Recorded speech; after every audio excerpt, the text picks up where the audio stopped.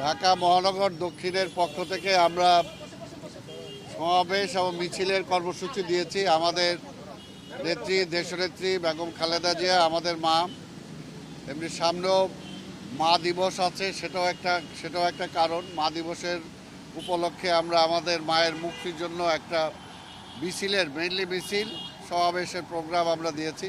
পাশাপাশি আমাদের ঢাকা মহানগরীর সিনিয়র যুগ্ম আহ্বায়ক নবীউল্লাহ নবী সহ আরও যারা ঢাকা মহানগরীর আজকে জেলে আছেন তাদের মুক্তির দাবিতে আমাদের এই কর্মসূচি।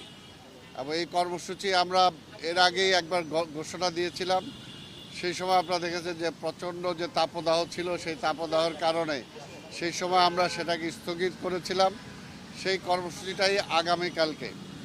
তো আমরা যথারীতিভাবে পুলিশ কর্তৃপক্ষকে আমরা চিঠি দিয়ে সেটা জানাই এবং সেটার ভিত্তিতেই তারা আমাদের সাথে কথা বলতে চায়।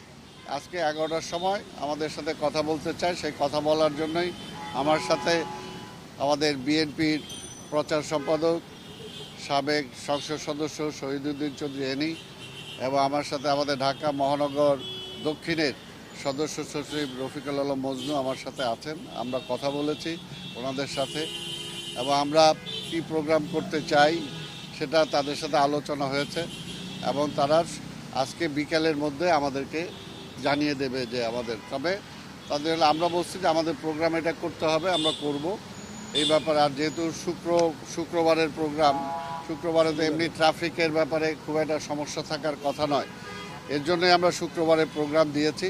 সেই বিষয়টা আমরা আলোচনা করেছি।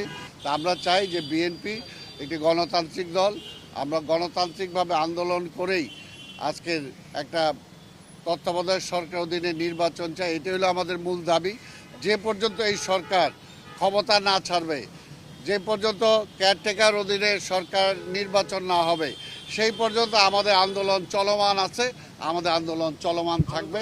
তারই অংশ হিসাবে আমরা যে কর্মসূচি যেটা দিয়েছি সেই কর্মসূচি আমরা আগামী শুক্রবার করব, সেটা হলো আমাদের প্রোগ্রাম। ওনারা বলছেন যে ঠিক আছে, আপনাদের কর্মসূচিটা আপনারা করতেই পারেন, করবেন। এই বিষয়ে আমরা নিজেরা ইন্টারনালি কথা বলে আজকে বিকালের মধ্যে আপনাদেরকে আমরা জানিয়ে দেব।